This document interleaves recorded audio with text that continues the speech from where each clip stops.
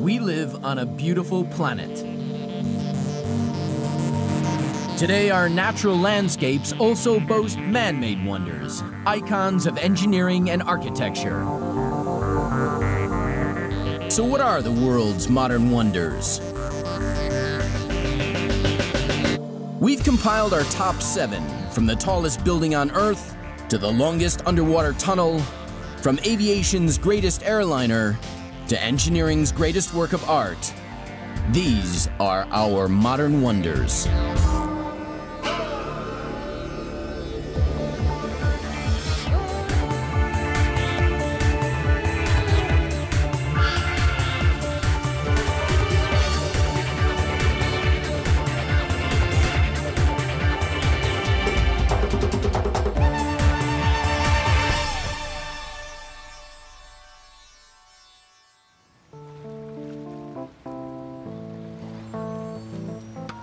The great engineering achievements of the modern world are more than purely functional.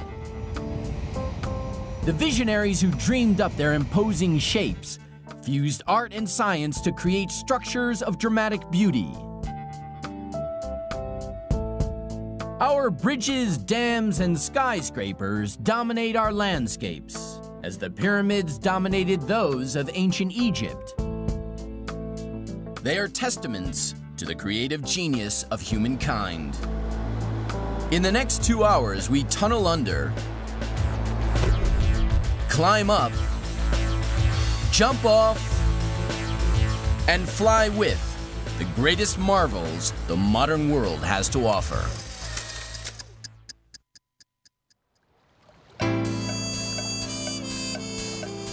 Brooklyn Bridge is a modern masterpiece from a bygone age. A symbol of humanity's ability to conquer nature, it was the moonshot of its day. When it was built, it was over twice as long as any suspension bridge on Earth. Its towers once soared above the Manhattan skyline. It was the first landmark of the vertical city.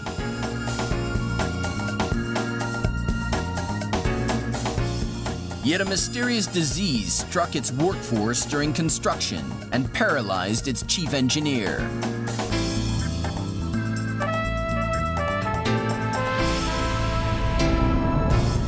The Brooklyn Bridge spans New York's East River, connecting Manhattan and Brooklyn.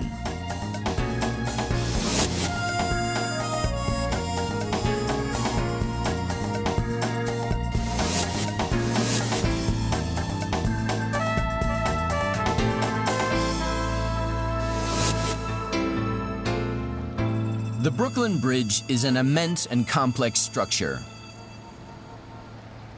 When it was completed in 1883, it was an engineering work of unparalleled genius.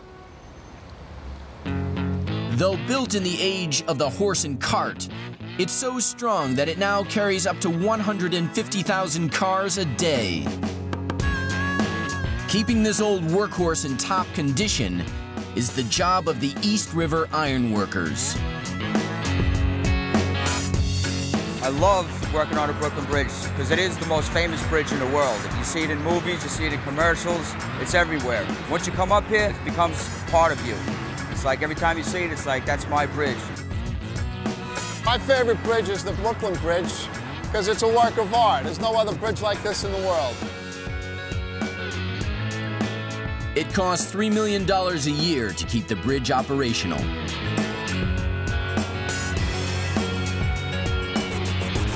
Today, the task is to reseal the joints on the cables. There's no way I could ever sit behind a desk, drive a bus, a cab. This is the best job in the world. You have total freedom here. You're out in the open.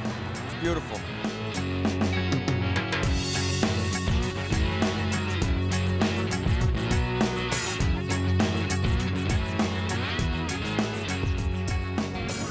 I feel a special kinship for this bridge because my great-grandfather had worked on it as an iron worker when it was being built.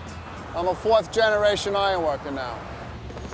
When construction began 4 generations ago in 1870, many thought the bridge would never be completed.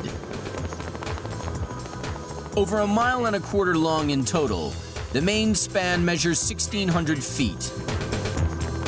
The Gothic towers stand 272 feet above the river. They hold the main cables, which in turn support the roadway.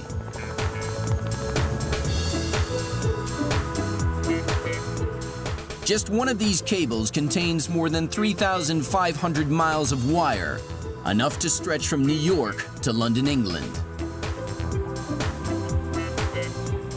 The roadway hangs from the main cables via hundreds of vertical suspenders and diagonal stays, which together create a web of wire.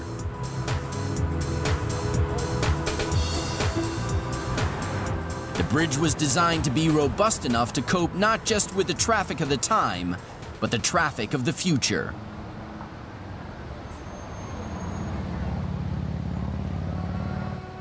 Cables, suspenders, and stays must be routinely checked and lubricated, and as long as they are, ironworkers like Dave Collins have no doubt the bridge has a long life ahead of it. I have no doubt that this bridge would probably make 500 years. I guess it's carrying about 20 times what it was designed for.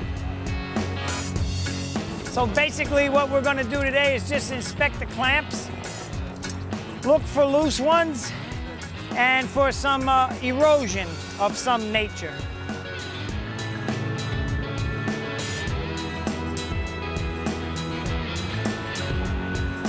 Yeah, these look pretty good. These are not bad at all. They're pretty tight. It doesn't look like there's any erosion. I'm very comfortable here. Basically, it's like a second nature built into me where I'm comfortable climbing around.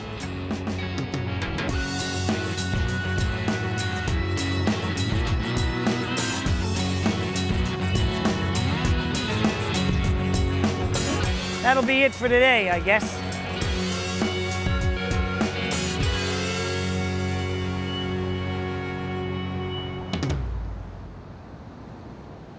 Today, 10 bridges cross the East River. But Manhattan and Brooklyn used to be separate cities, divided by the water. Barbara Milstein is a historian of the Brooklyn Bridge at Brooklyn Museum of Art. There was no way to get off the island, except literally by boat or swim across, which people did do occasionally. Until the brilliant John Roebling burst onto the scene with plans for a suspension bridge twice as long as any other in the world. Tragically, in 1869, he was killed while surveying the proposed site. His son, Washington, took over the project.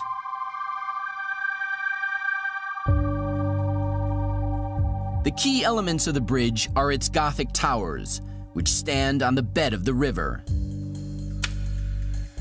Each tower was built on top of a giant watertight box called a caisson. Made out of wood, Brooklyn caisson weighed 3,000 tons and was the size of half a city block. The first courses of stone for the towers were laid on top of the caissons, gradually depressing them to the riverbed. As Washington Roebling's drawings show, compressed air was pumped into the caissons. Men entered via an airlock and dug the riverbed by hand. As the digging went on below, the towers were simultaneously constructed above, forcing the caissons ever deeper. The men who went down into this caisson under the river, they really didn't know what they were getting into. They were certainly not men who had done this work before. And you can imagine what the sounds were like. It was alternately hideously hot and freezing cold. The smell was unbearable. The work was hideously hard to do.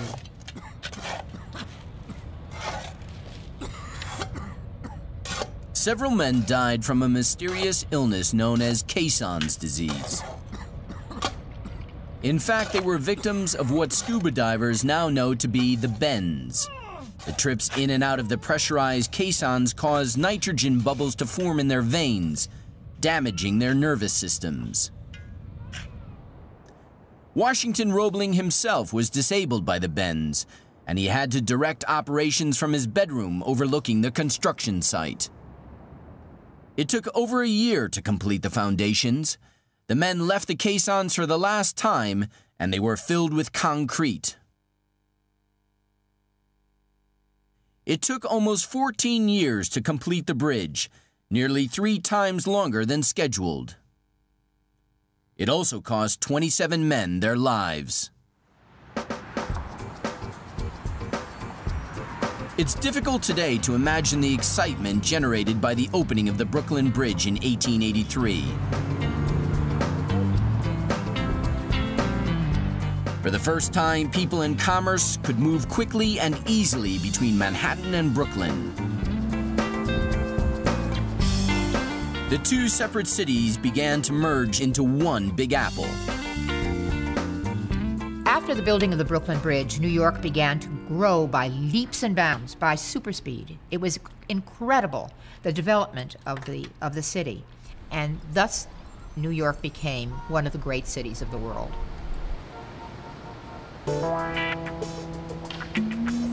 Taxi driver Peter Franklin is known as the Gabby Cabbie. He's an honors graduate from the streets of New York. There is no question that the Brooklyn Bridge is the single most representative item of the city of New York. Because in a way, the Statue of Liberty, yeah, that's the whole country. The Empire State Building, yeah, that's the whole state. But Brooklyn Bridge really is New York. Brooklyn Bridge not only links Manhattan with Brooklyn, it also spans separate epochs in American history. When they started it, it was the Old West, cowboys and Indians, wagon trains and all that. By the time they finished the bridge, we were now hurtling towards America being the principal power in the world. So in a way, it was the transitional thing, almost like a time machine. It took us from the past and brought us into the modern world.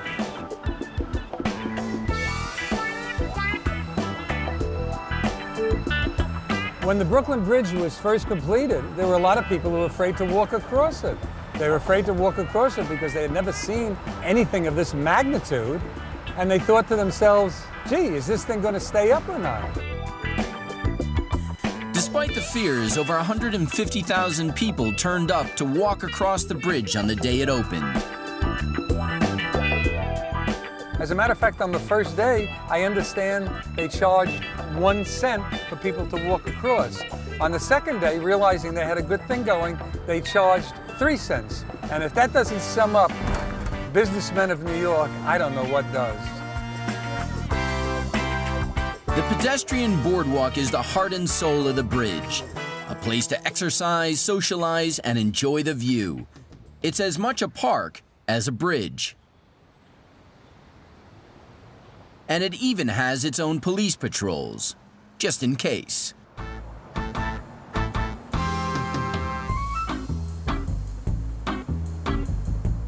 The bridge, I think it brings a lot to the city because both Brooklynites and Manhattanites utilize the bridge on a daily basis, along with tourists from the United States and from all over the world. This is the 84th Precinct's favorite beat. We like to talk to people, we like talking to tourists. It's a lot of fun just to be involved with the whole bridge during, day-to-day activities. The bridge generates a sense of well-being. It's just a beautiful spot. It's one of the best spots in the city to be at. Never a bad view from up here. It's always beautiful. Once upon a time, the Brooklyn Bridge was notorious as a suicide spot. Today, the bridge is one of New York's most romantic places. As a matter of fact, many newlyweds have their wedding photos taken here.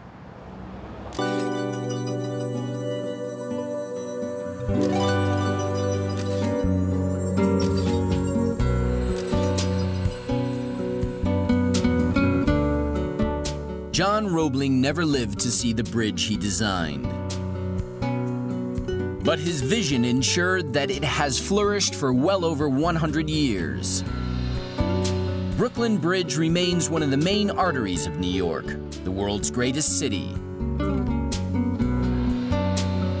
That it still thrives in the 21st century is the ultimate accolade to those who designed it and built it.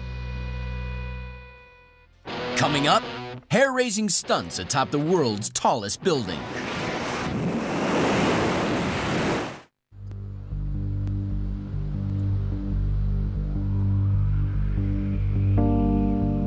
Ever since human beings began to build, they have tried to reach the heavens. The Petronas Towers in Malaysia are so high, they almost seem to make it. This is the tallest structure mankind has ever built. 88 stories of steel, glass, and concrete tower 1,500 feet above street level.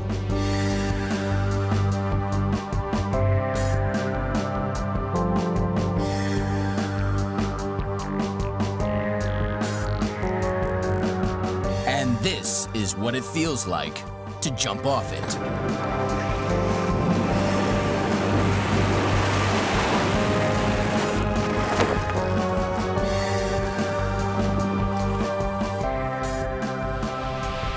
The Petronas Towers are located in the Malaysian capital, Kuala Lumpur.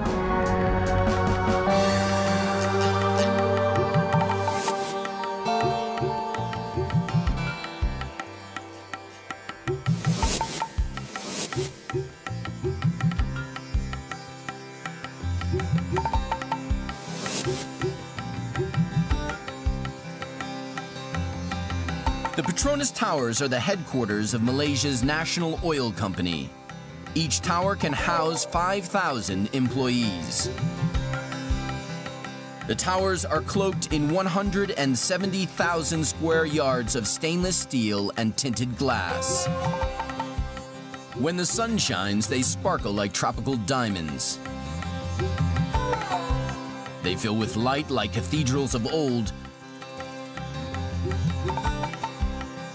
There is a 6-story shopping center and even an opera house.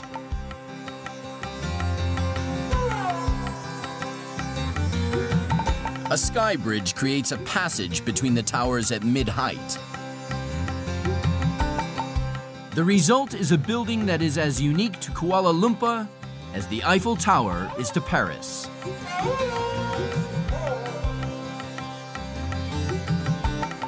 Keeping this Asian jewel shining is an endless task for a small army of cleaners, from the very bottom all the way to the top.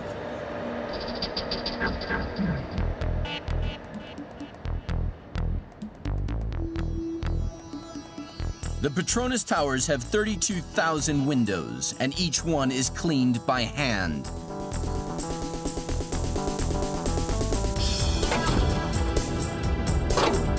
Window cleaner Mohammed Jamil discovered on his first day that this job requires a strong head for heights. First time I scared, really I scared, because this one is a first experience for me, and this work I never do before.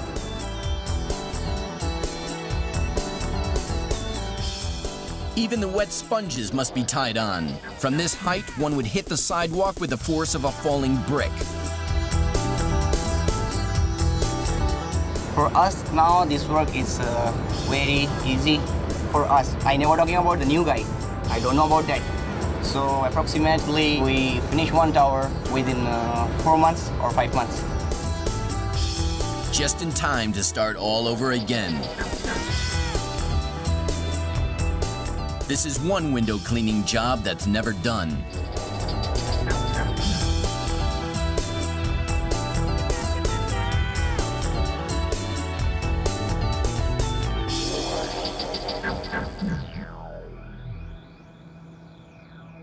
Beyond a certain point, the higher a building is, the less cost-effective it becomes. As the Petronas Towers structural engineer points out, building the world's tallest involves ego as well as economics. There is a certain element of status symbol in it.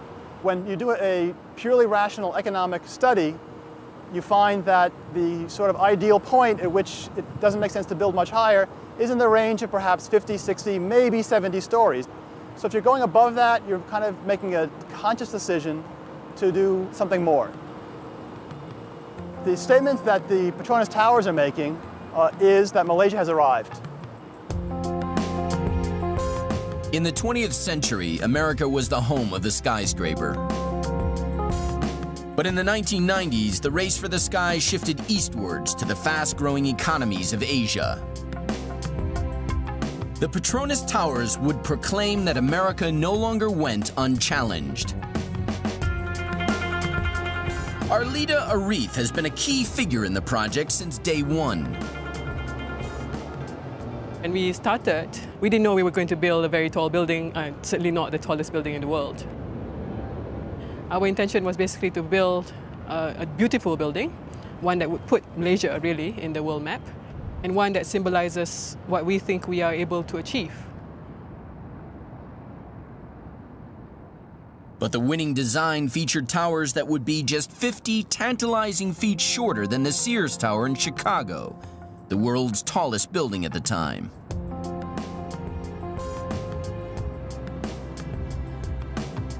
According to Arif, critical changes in height were then made for purely aesthetic reasons. The buildings had a shorter pinnacle when it was first designed. It was suggested that perhaps by increasing the length of the pinnacle, the building would look more in proportion. And we tested out a few options. And the one that was selected just touched the tip at 442 meters, which just made it slightly taller than the Sears Tower in Chicago. So it was a pleasant surprise. Surprise or not, the new pinnacles would beat the Sears Tower by 33 feet and make the Petronas Towers the world's tallest building. The taller a building, the bigger the problem of wind sway. The Petronas Towers can sway by up to 2 feet in high winds. This wouldn't be a problem, except for the Sky Bridge. Structural engineers realized that if the bridge was fixed rigidly into position, a tropical storm could bring it crashing down. The method of supporting the Sky Bridge was a pretty critical question. We realized that if a gust of wind were to hit one tower first, half of that wind force would have tried to travel through the bridge and could have crushed it. To get around the problem, they designed a bridge that floats in and out of the moving towers on gigantic bearings. An arch support completes the system. The arch means that the midpoint of the bridge is equidistant between the two towers. The towers can do their dancing during the wind, and when they've done their dancing and they've stopped, the bridge will be equidistant between the towers again.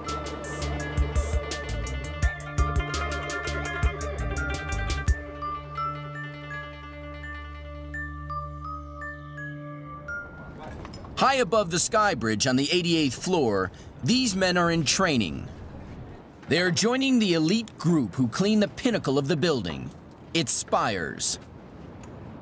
These students are used to working from a window cleaning gondola, but that's child's play compared to where they're going.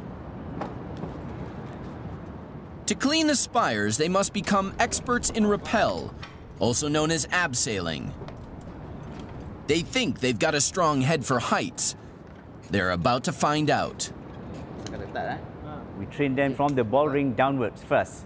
That is to give them the experience, not to do the cleaning, but just to get them acclimatized to the situation, to have the feeling of what it is like to go out of the tower.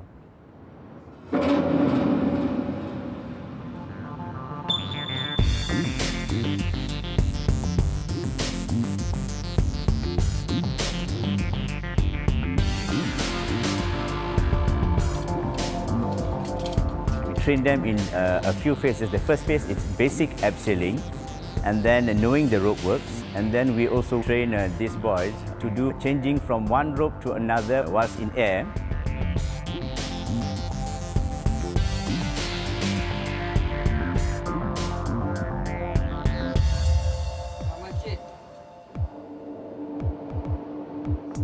we prepare these boys mentally and spiritually to battle on top of the spire.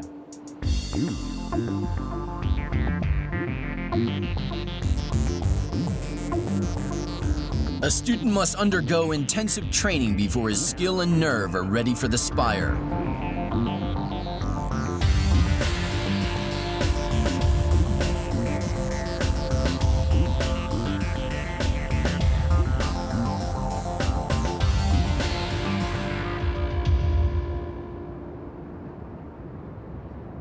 The Petronas Towers are like a vertical city, and getting thousands of inhabitants up and down the 88 floors safely and quickly was another challenge.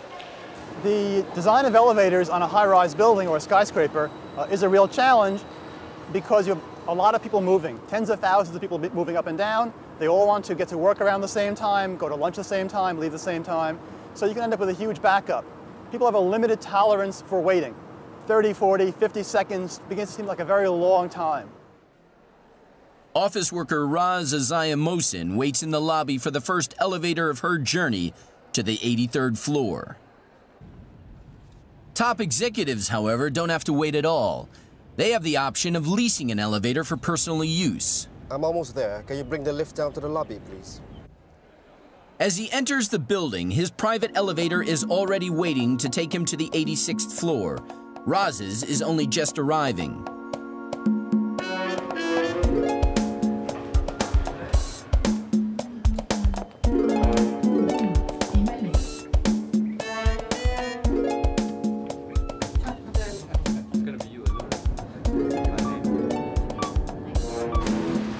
On the left, Raz's elevator ascends at 19 feet per second.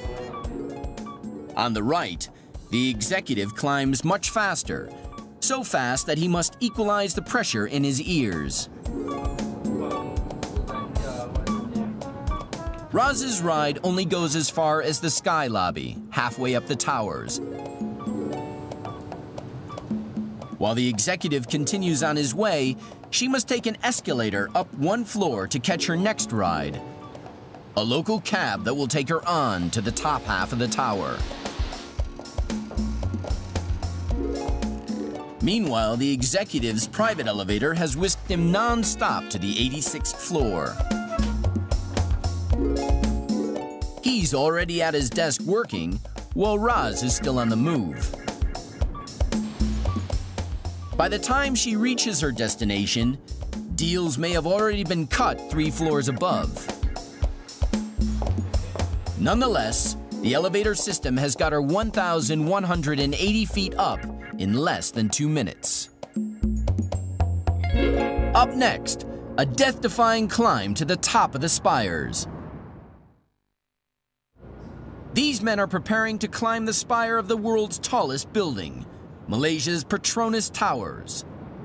It's scary, but I don't have time to think. I just concentrate to my work. Hopefully, everything is go okay and clear.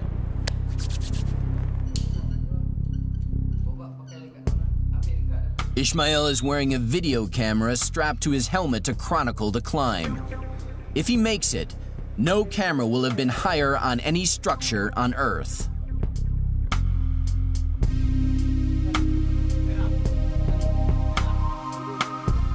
I must prepare properly the rope on the right position.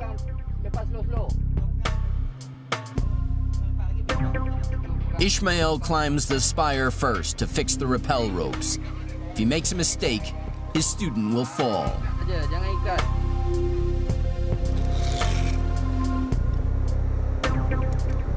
It's 150 feet to the top and 1,350 to the streets below.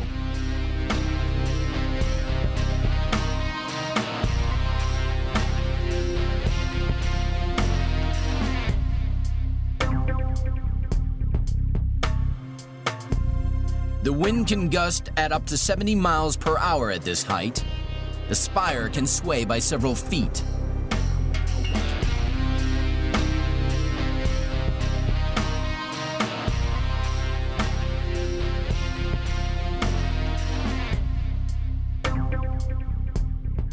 Ishmael reaches the summit. His helmet camera gives an idea of the dizzying height.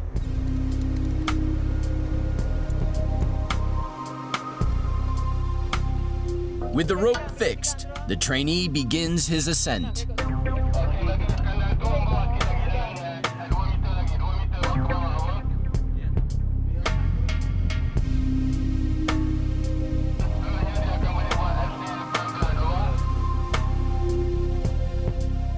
Ishmael helps him to transfer to the rappel rope.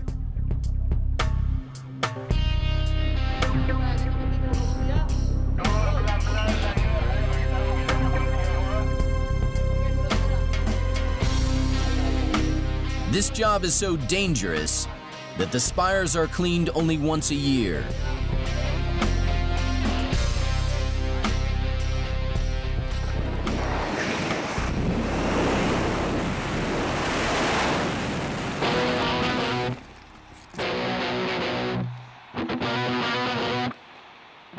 On December 31st, 2000, the Petronas Towers became the platform for the greatest official base jump of all time.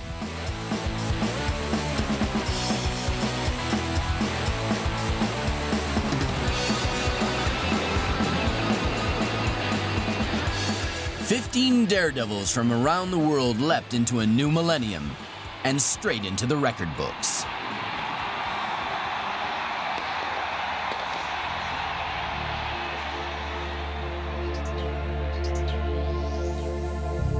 In the age of the skyscraper, no building holds the title of world's tallest for long. One day, the Petronas Towers will be surpassed, just like the Sears Tower in the Empire State before them. But for now, they remain king of the skies.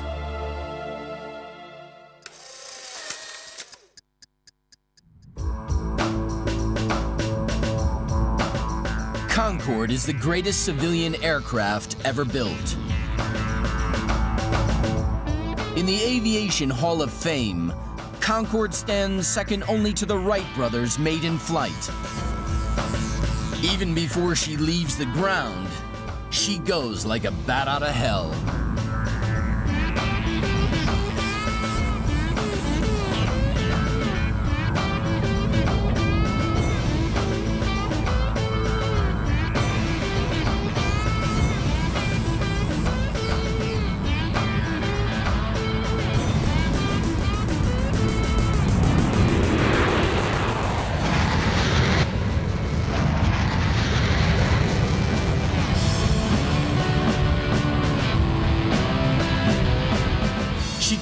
At twice the speed of sound, faster than the Earth rotates.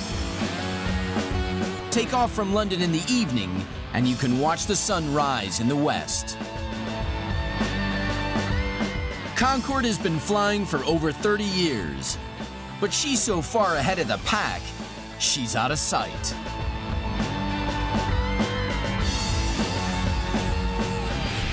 Concorde is an Anglo-French invention. She was conceived, developed, and perfected in Toulouse, France, and Filton, England.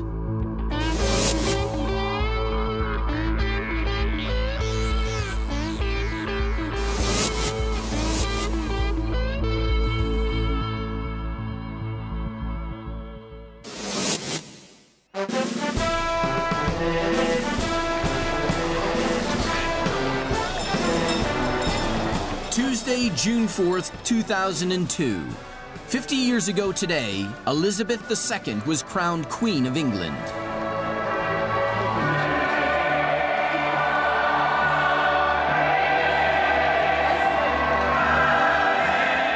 The crowning moment of this golden jubilee will be provided by another queen, Concorde, sovereign of the skies. At London's Heathrow Airport, Captain Mike Bannister is going through his pre-flight checks. Mike is the senior Concorde pilot in British Airways.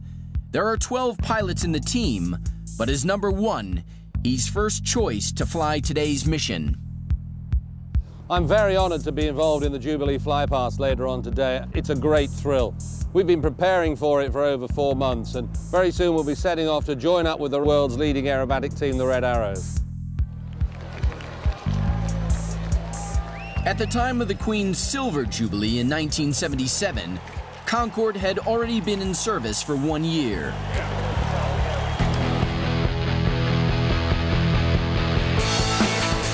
Remarkably, a quarter of a century later, she is still the world's only supersonic airliner. We'll join up with the Red Arrows over the North Sea, then with the rest of the formation, route in over London towards Her Majesty. It's going to be a great moment. Concorde is a fantastic airplane to fly. She handles so beautifully. She's so responsive that she's the perfect airplane to fly in formation.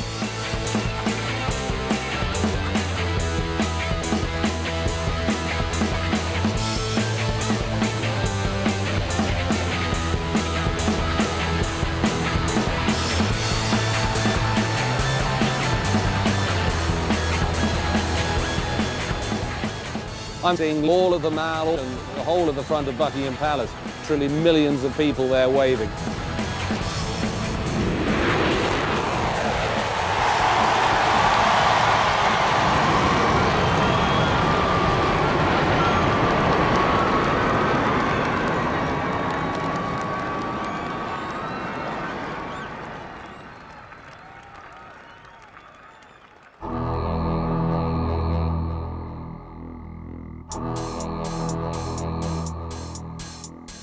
When she made her maiden test flight from Toulouse, France in March 1969, Concorde was decades ahead of her time.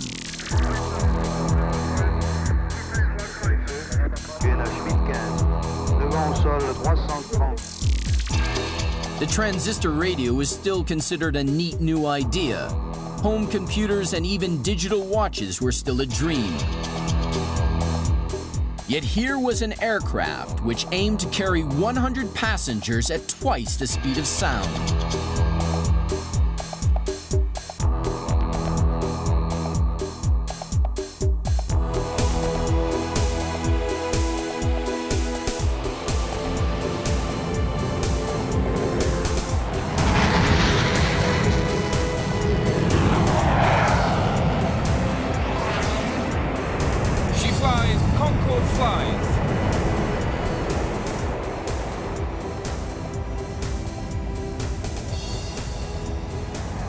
Concorde first smashed through the sound barrier in a test flight on the 1st of October, 1969. As she punched through the air at Mach 1, the sonic boom could be heard 20 miles away. It had cost over $3 billion to get Concorde airborne and supersonic.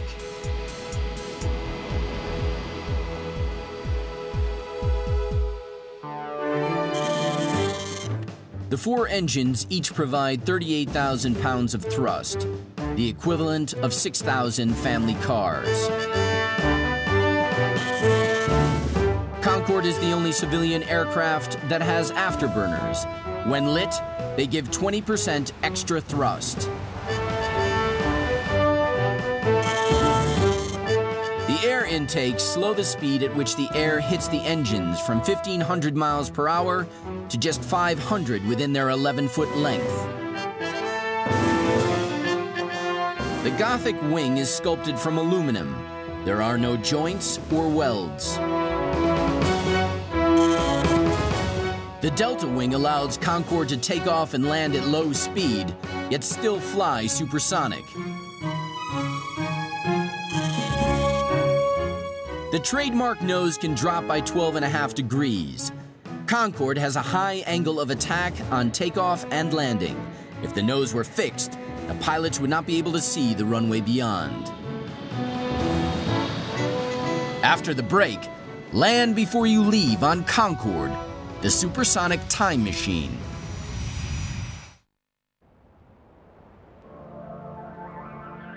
On the 25th of July, 2000, Concorde crashed just after takeoff from Paris Airport. Both French and British Concorde fleets were grounded. The disaster marred a previously unmatched safety record. A tire had punctured on takeoff, sending shrapnel into the fuel tanks encased in the wings. Amongst other measures, Kevlar linings were fitted to the fuel tanks to prevent recurrence, and within 15 months, the revamped Concorde was back in business.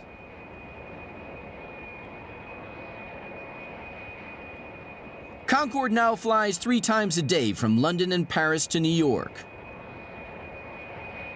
She makes the 3,400-mile flight in less than half the time of a jumbo jet. She does it thanks to a series of engineering miracles. The pilot lights the afterburners for takeoff.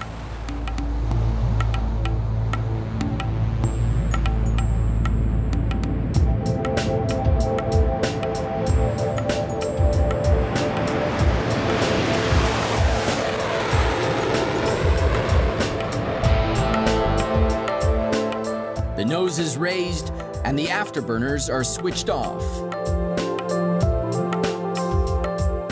Concorde won't go supersonic until she reaches the Atlantic, 150 miles to the west. Hello, ladies and gentlemen, cruising along now, 26,000 feet at just under the speed of sound. We're estimating arrival in New York just over 3 hours from now, touching down around 10 minutes past 9. Over the Atlantic, the pilot can really open her up. The afterburners are relit, and Concorde slips effortlessly through the sound barrier. You would just go gently through the speed of sound, and you'd know you're through the speed of sound, because as the shock waves start to form, all the pressure instruments give a slight kick, and you know you are truly supersonic. This plane is built for speed, and the faster she goes, the better she performs. At Mach 1.7, the afterburners are switched off again, and she accelerates to twice the speed of sound unaided. She's almost 60,000 feet above the Earth, on the edges of space, and flying as fast as a speeding bullet.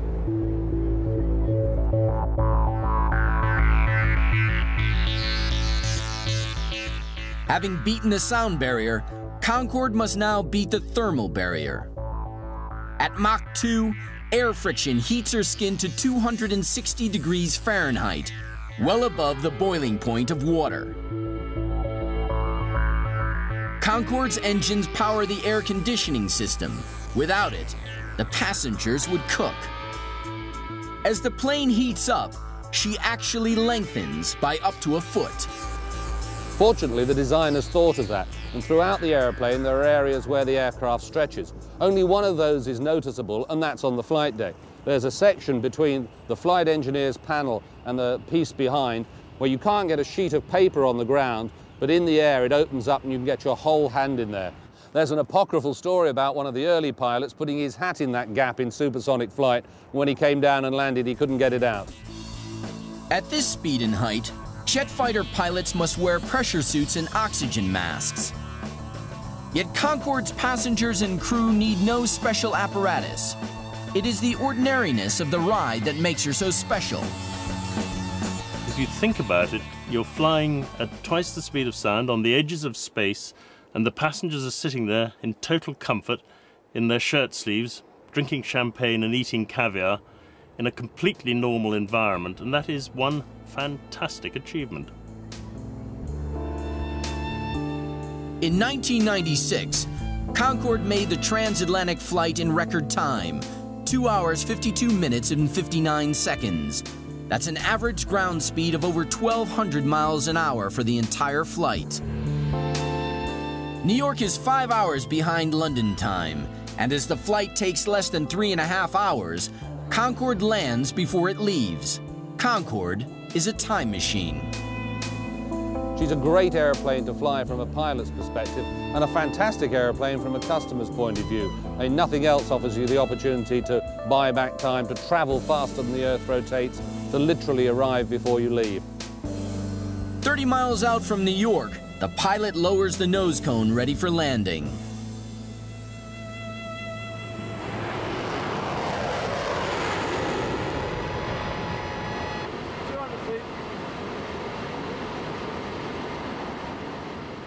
When one looks at Concorde from a distance, it seems to be much more pitched up than 11 degrees, but that's all it is.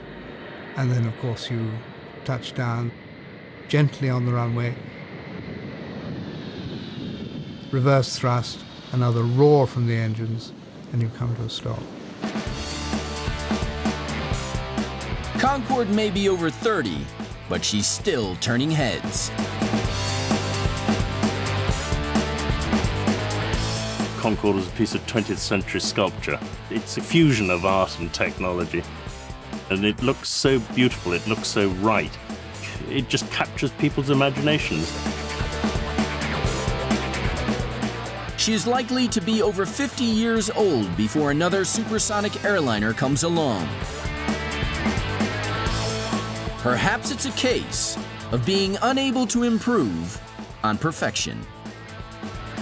Coming up, we brave the heights of the Eiffel Tower with its daredevil workforce.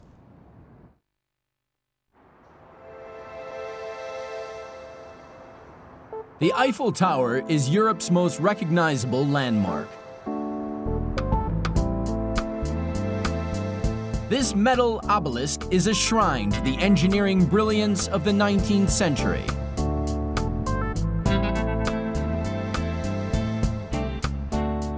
It attracts more paying customers than any other monument on the planet.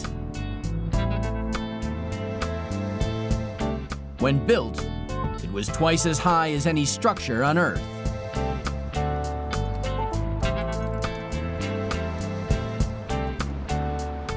It remained the world's tallest building for 40 years. Incredibly, the tower was erected as a temporary structure and was nearly demolished almost a century ago.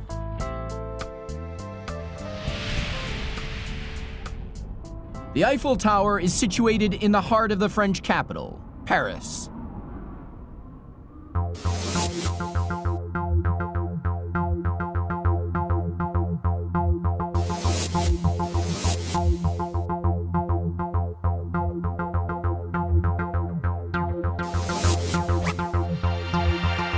The Eiffel Tower has graced the Parisian skyline since 1889, the centennial of the French Revolution. That year also saw Paris host the World Fair, an international celebration of science and technology. The French government wanted an engineering masterpiece to honor the events, and it got one.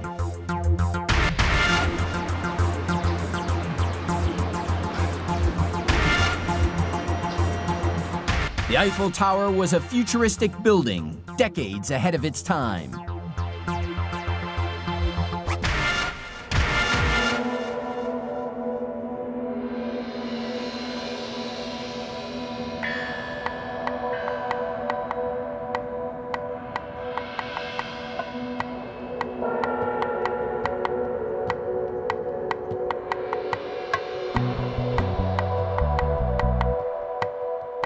These men are sky painters.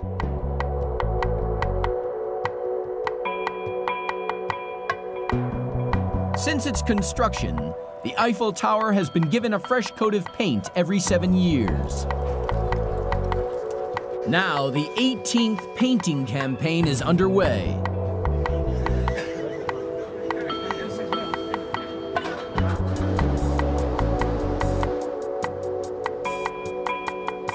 The crew is working just below the 3rd floor, almost 1,000 feet above the ground.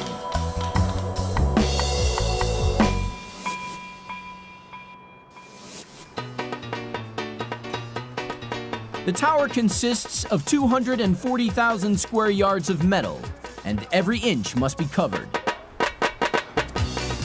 The crew will get through 60 tons of paint and use 1,500 overalls and brushes.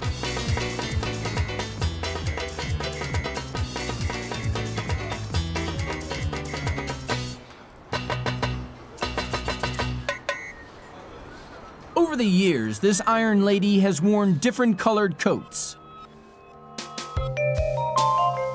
When she was first built, she wore Venice red. Altogether, she has been 6 different colors.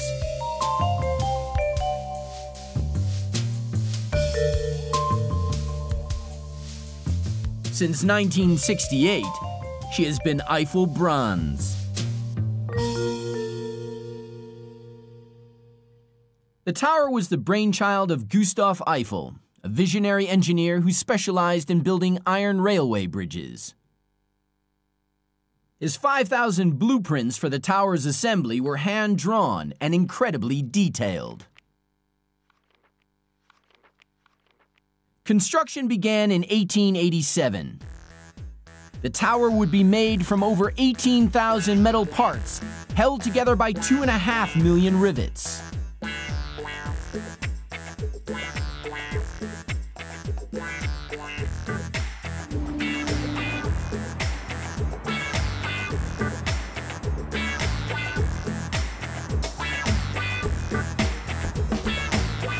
It took just 100 ironworkers to assemble the tower.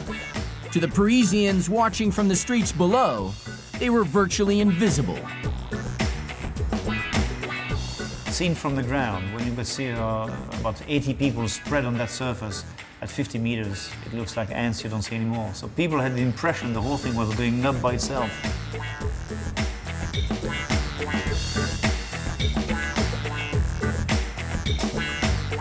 The ingenuity of design and assembly meant the whole structure was completed in just 2 years, 2 months and 5 days, and without a single fatality.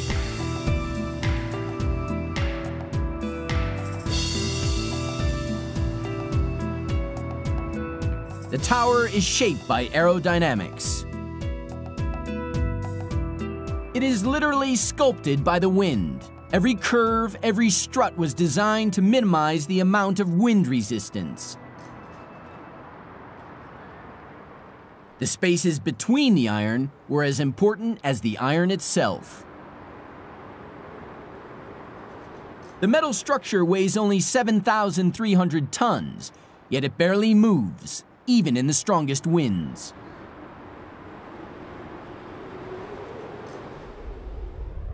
Place the tower in a cylinder, and the air inside it would weigh more than the tower itself.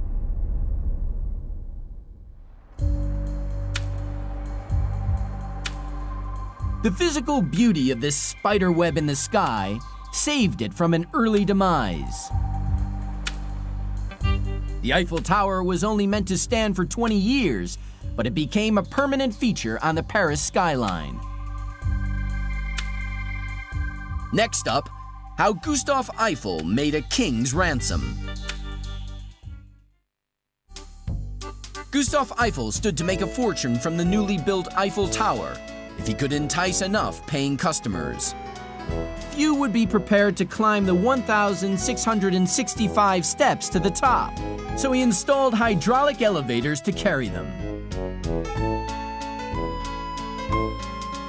In 1889, elevators were a new technology. The public flocked to the tower for one of the most thrilling rides on the planet. 2 million paid to make the ascent in 1889 alone. Gustave Eiffel wiped out his debt within 2 years of the tower opening.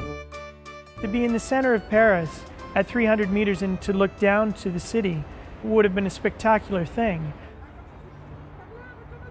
You could almost boast about it, that you'd done that, you know, that it was a sort of personal achievement. It remains a thrill more than a century later. Eiffel Tower still soars above the low-rise city, giving spectacular views. More than 6 million ascend the tower each year, and the figure is rising.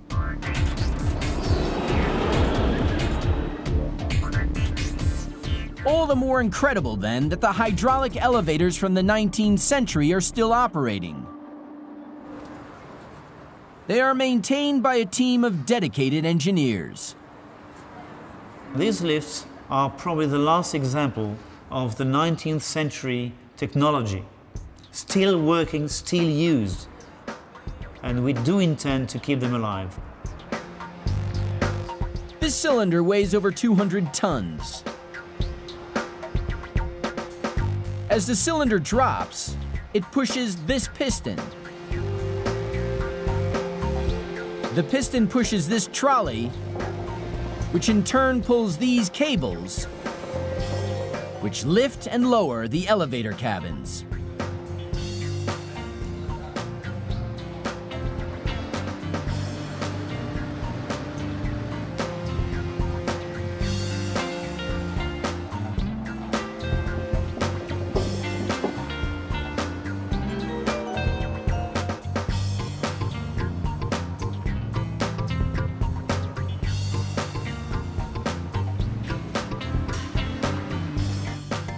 Today's system represents a fusion of old and new. Computers control the speed of the elevators and perform thousands of safety checks every second.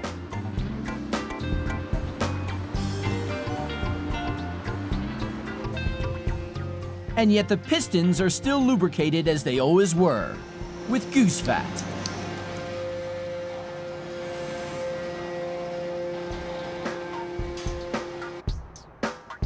How many Parisians does it take to change a light bulb? The answer is 2. But they must have a head for heights. This is the perfect lighting rig. Floodlights illuminate the tower from the inside to create the impression of liquid gold.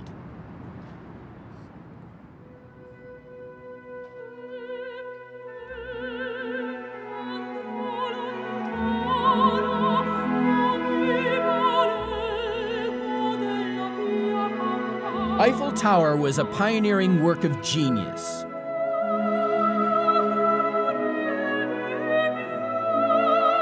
Wrap a skin around her iron frame, and you have the essence of the modern skyscraper.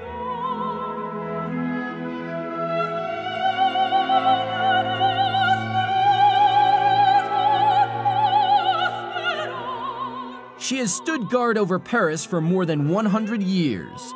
Yet she remains a modern icon,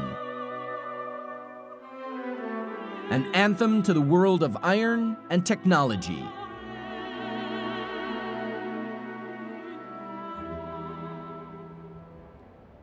Next up, we pay homage to an American icon, Hoover Dam.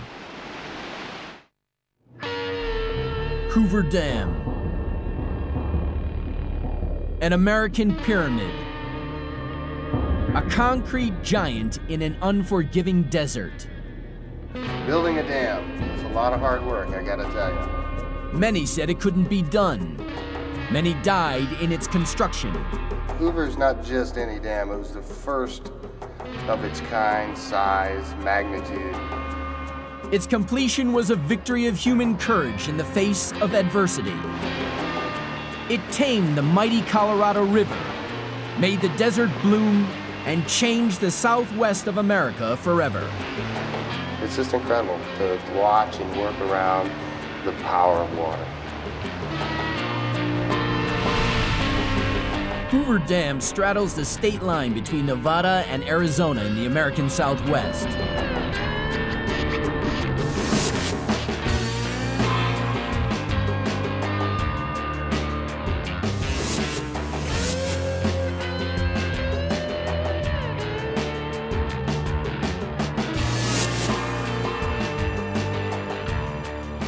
Hoover Dam is a vast concrete wall that holds back the Colorado River and forms Lake Mead. Only 45 feet thick at the top, at its base it's almost as thick as it is tall. It stands 726 feet high and contains almost 7 million tons of concrete. Pat Paternostro inspects the labyrinth of tunnels and conduits inside the dam wall. It's quite a bit of concrete.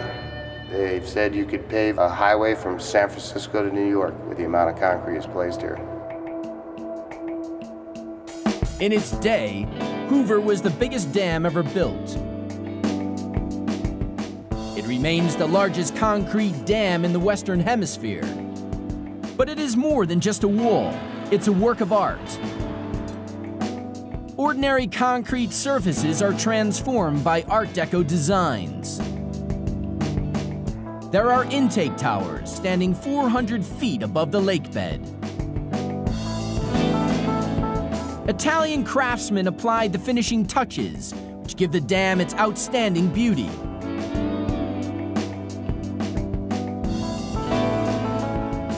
Over 38 million visitors have come here to admire its grandeur.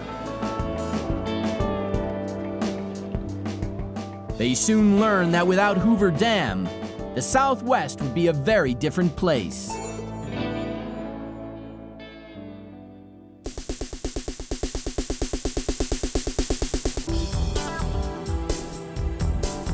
Before Hoover Dam, Las Vegas was an unknown railroad stop in the middle of the desert. The dam brought water and electricity, fame and fortune to Nevada. Vegas has never looked back. In LA, too, the population relies on Hoover for much of its power and water. The dam generates 4 billion kilowatt hours of hydroelectricity every year. Hoover's power plant contains 15 130 megawatt generators.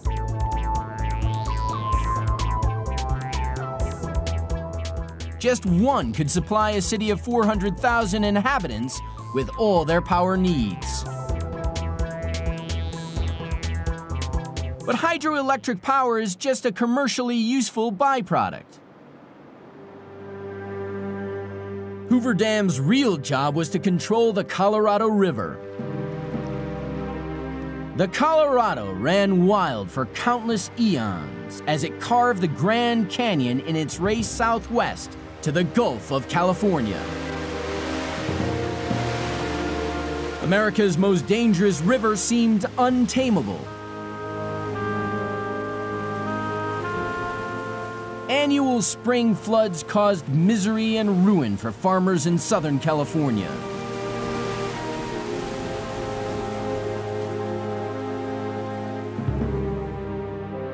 When the river dried to a trickle in the hot summers, crops withered and cattle died. Hoover Dam was conceived to control floods and store water for irrigation. Work began in 1931 during the Great Depression. For unemployed young men like Lee Tillman, news of the Hoover Dam project was electrifying. I read in the newspaper and heard on the radio that they were going to build a big dam down on the Colorado River, and that the government was going to spend $165 million. That was a lot of money in those days, and it had a promise of an opportunity for a young man. I was 18 years old. Along with thousands of others, Lee headed for Las Vegas. He was one of the lucky ones and quickly got a job as a truck driver. I got $5 a day driving a truck down there. I could go into a grocery store and feed my family for a week on $5. So, you know, there's a big difference between, you might say, nothing and $5 a day.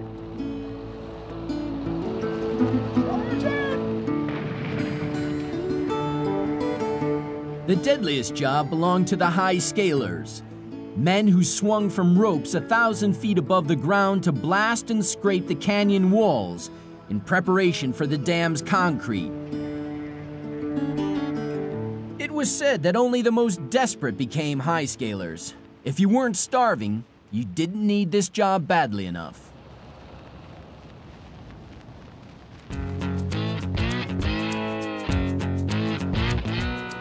It was 2 years into the project before the first concrete could be poured. The dam wall was raised in interlocking blocks. A mountain of concrete was delivered in buckets, 8 cubic yards at a time. The concrete was poured 24 hours a day, 7 days a week, 52 weeks a year.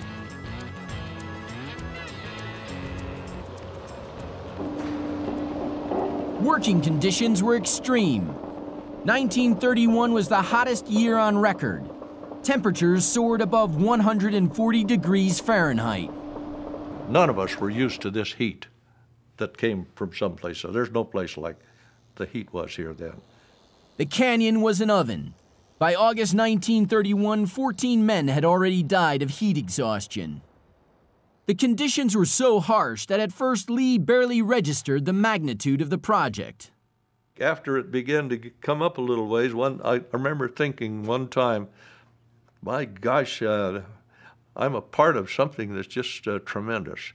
And from then on, every time I'd come down, I'd see that dam seem like it'd grow a little bit every time I come down. And it was amazing. And then I really began to feel I was a part of something very important.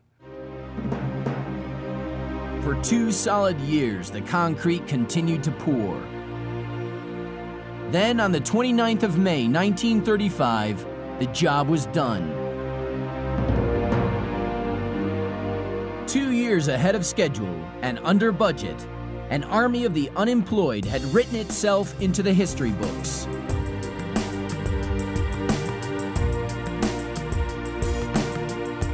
It took over 6 years for Lake Mead to fill up behind Hoover's gigantic wall. So about 200 feet from this wall here, you have the force of Lake Mead angling downward on us.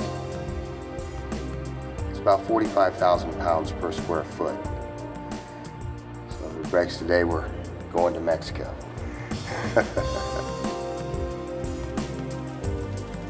Hoover Dam and Lake Mead transformed the Southwest almost overnight. They stopped the vicious cycle of flood and drought, replacing it with a constant flow of water. Southern California became America's salad bowl.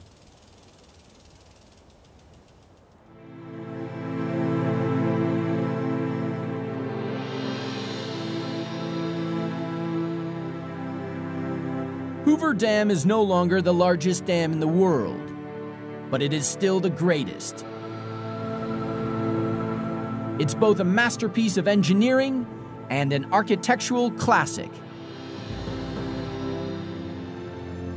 96 men died during its construction, not including those who perished from heat exhaustion. But the rest of the 5,000 overcame the heat, the danger, and the depression to produce a monument to the sheer will of humanity. Their achievement is second to none.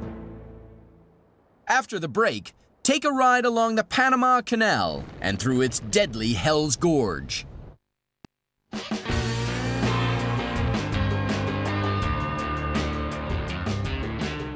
This is the world's greatest man-made waterway. As early as the 16th century, people dreamed of a canal which could link the Atlantic and Pacific Oceans. It took over 150,000 workers 20 years of toil to dig the 50-mile passage. On average, 600 workers died for each mile of canal hewn from the tropical jungle.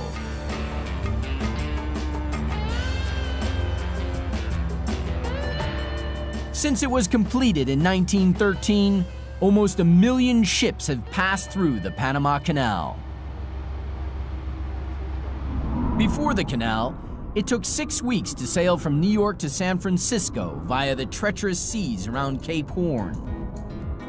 Now it can be done in just 3 weeks. The Panama Canal crosses the narrowest part of the Central American Isthmus.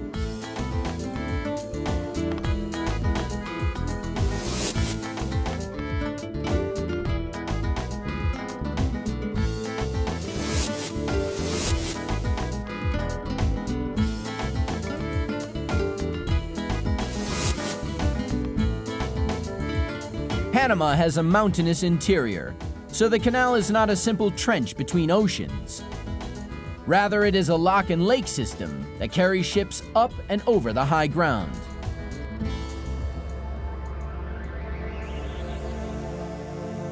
The Panama Canal is an ingenious water elevator.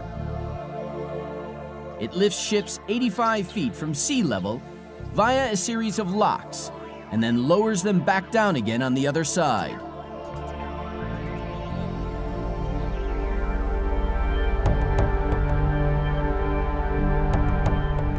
The Eleonora is designed to squeeze through the locks and cuts of the canal. She's about the size of the Titanic. Tugboats buzz around her as she approaches the Miraflores Lock at the Pacific end of the canal. Steering a 27,000-ton ship into a narrow lock is like trying to park a juggernaut on a sheet of ice. By law, only specially trained pilots can take ships through the canal system. Stop engine. Stop engine. Oscar Soto has been a Panama Canal pilot for 10 years. Now passing 327, sir. Captain, we go to the port wing, please. Port wing? Yes. Midship! Midship! Midship! Roger, midship, sir. The Eleonora's captain must surrender his authority to Oscar while the ship is in the canal. Panama Canal is the only place in the world, so far as I know, that the pilot takes full control of the navigation of the ship. With millions of dollars as well as human lives resting on his shoulders, it's not a job for the faint-hearted. 420! Thank you! Oscar feels the shifting currents beneath his feet and watches for trouble like a hawk. Midship! We can lose the engine, we can lose the rudder. There could be a failure in the locks. So we have to be ready for everything. Dead flow ahead! A pilot must always think 2 steps ahead. The Eleonora only has inches of room on either side. Dead flow ahead!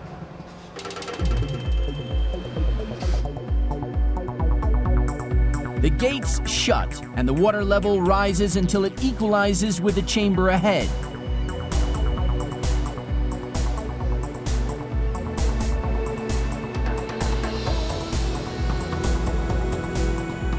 The gates open and the ship moves on.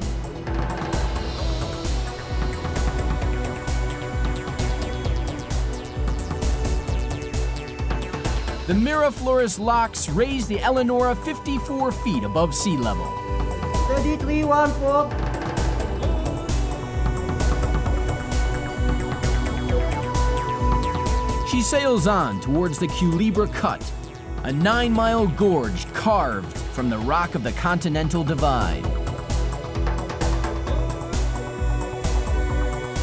It was here that the first attempt to dig a canal in the 1870s failed. The workforce nicknamed the cut Hell's Gorge. French engineer Ferdinand de Lesseps had built the Suez Canal and thought he could do the same in Panama. But after 7 years of fighting malaria, yellow fever, and a brutal climate, the French had excavated only 1/10 of the canal. More than 20,000 workers lost their lives. De Lesseps abandoned the project, bankrupt and insane. 15 years later, the US government thought it could succeed where the French had failed. Steam shovels enabled the Americans to excavate more in a day than the French had managed in a month. Temperatures in the Culebra Cut rose to 120 degrees Fahrenheit at noon, and with blasting and landslides, this was the most hazardous area of construction.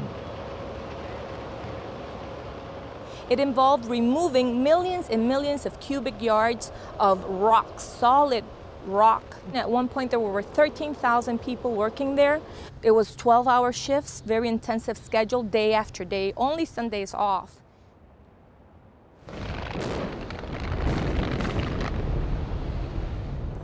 Almost 100 years later, blasting still goes on. Canal widening is part of the modernization program designed to increase the flow of traffic through the canal. 13,000 ships a year negotiate its locks and waterways at an average toll of $56,000 each. After passing through the Culebra Cut, ships sail on to Lake Gatun.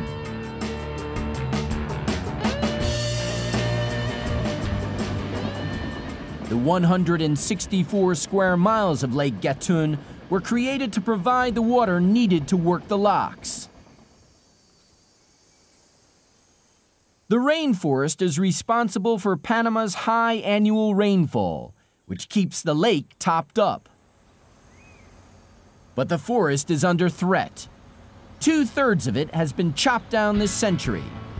If the destruction continues, the canal could be in danger within a decade. On average, 33 ships a day pass through the canal's 3 sets of locks. Each one uses 52 million gallons of water, a loss to Lake Gatun of 3 billion gallons every day, the equivalent of 3,000 Olympic swimming pools. When ships reach the end of Lake Gatun, they are lowered down to sea level through the Gatun locks. These locks are a giant machine of concrete, steel, and water. Once through the Gatun locks, it's plain sailing out into the Atlantic. The creation of a water passage across Panama was one of the great human achievements, the realization of a 400-year-old dream. These 50 miles between the oceans are among the hardest ever won by human hands. Up next, a battle through miles of rock beneath the sea to dig the Channel Tunnel. The English Channel, a stretch of sea that separates England and France. For centuries, people dreamed of digging a tunnel beneath it, but all who tried failed. In the 1980s, the French and English joined forces to try again. This time, they did it.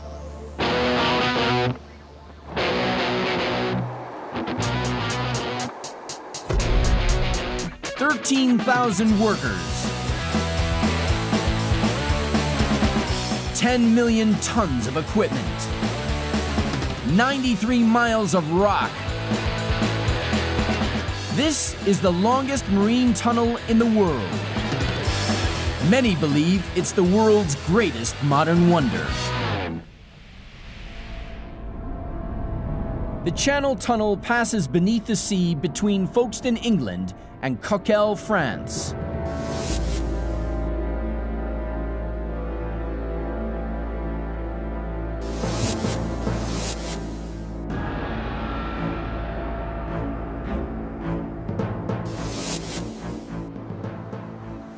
Before the tunnel opened, there was only one way to get across the channel. The journey from London to Paris took an entire day. Now, with a Eurostar train, it takes just 3 hours. These are amongst the most sophisticated trains in the world. Their top speed is 186 miles per hour.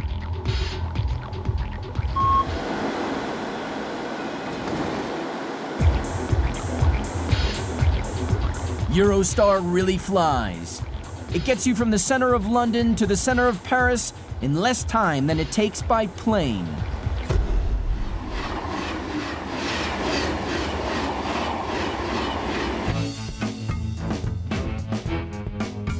If you travel on the shuttle, you can even drive from England to France without leaving dry land.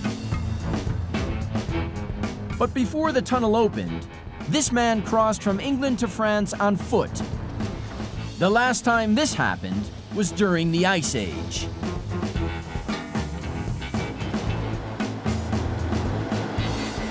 To be the first man to cross the channel by foot for 15 or 17,000 years, it was absolutely brilliant, and I'd do it tomorrow again. On the day in question, he was 150 feet below the seabed, 13 miles from England. French territory was just a yard away. He was one of the army of tunnel tigers who were digging the Channel Tunnel.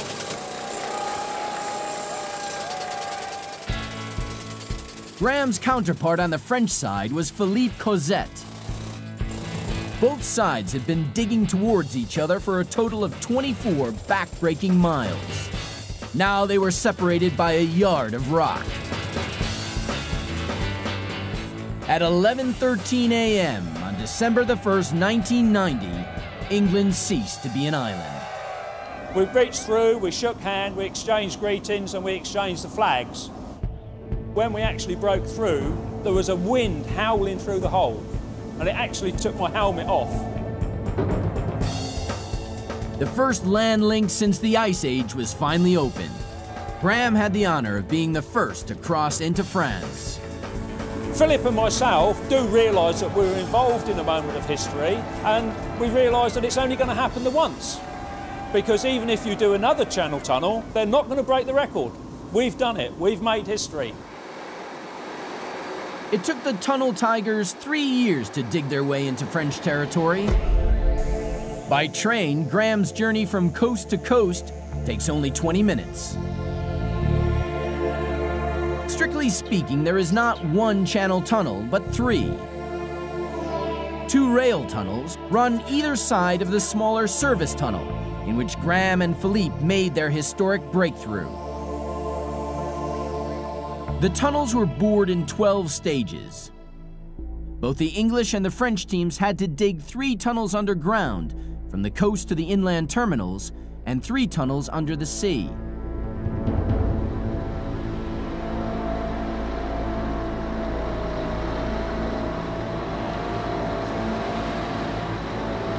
This is not Cape Canaveral, but Folkestone, England.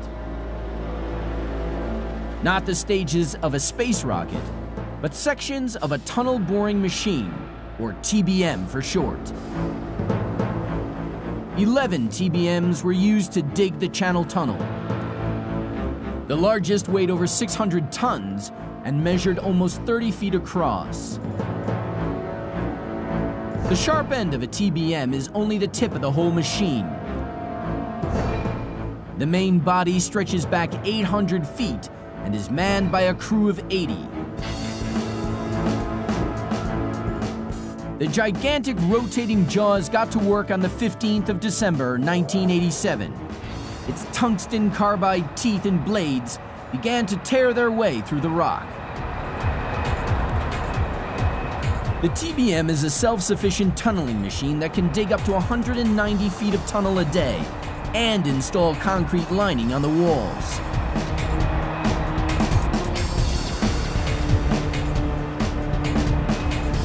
Many of the workers were veteran tunnelers, but no one had experience of anything so vast and complex. There was a lot to learn. When you start a project like the Channel Tunnel, or any tunnel, the learning curve is very, very steep. And you try and climb that steep learning curve as quickly as possible to get onto an easy drive. Up next, disaster strikes as the sea pours in. Soon after work on the Channel Tunnel began, the English team hit fractured rock. Work almost ground to a halt as the sea came pouring in. It hit morale very early on. People weren't going as quickly as they wanted to go. And people thought, my God, how long is this going to carry on for? And will it kill the project? For a while, it looked touch and go, but the English struggled through 3 miles of leaking rock and got back on track.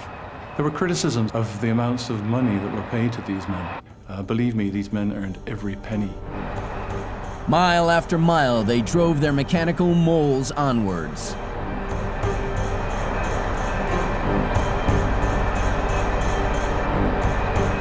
The high points came whenever one of the 12 sections of tunnel was completed.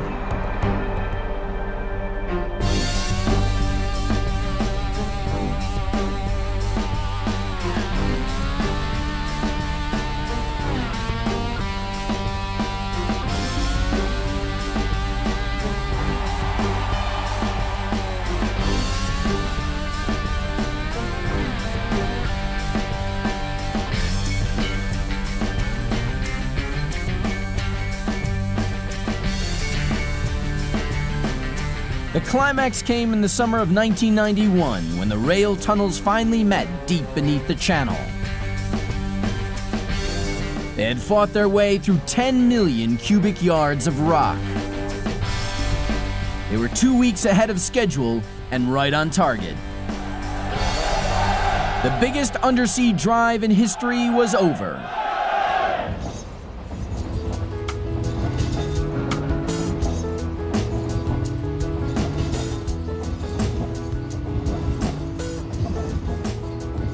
Today, the tunnel contains high-speed rail lines which carry more than 300 trains a day.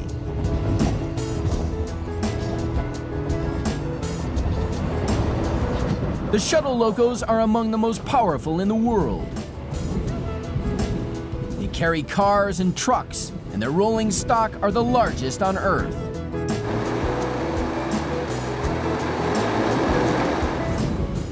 In 1996, the unthinkable happened.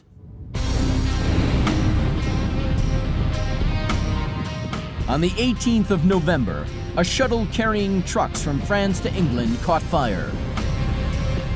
All 34 people on board escaped into the service tunnel. Service tunnel vehicles rushed firemen towards the scene and the injured away. The rail tunnel became a blast furnace, reaching almost 2,000 degrees. The train wheels fused to the track. The disaster cost Eurotunnel almost $500 million. But the safety systems worked. The service tunnel remained clear of smoke and no one perished.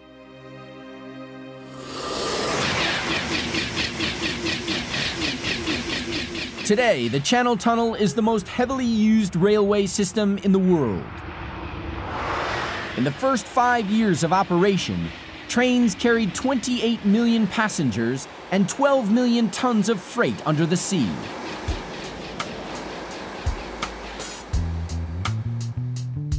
Digging the Channel Tunnel was one of the greatest engineering challenges of the 20th century. Its success makes it a contender for the title of the greatest engineering achievement of all time.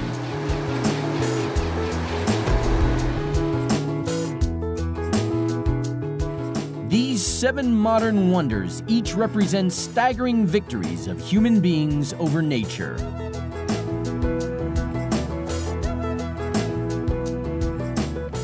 They are celebrations of our creativity, monuments to our imagination.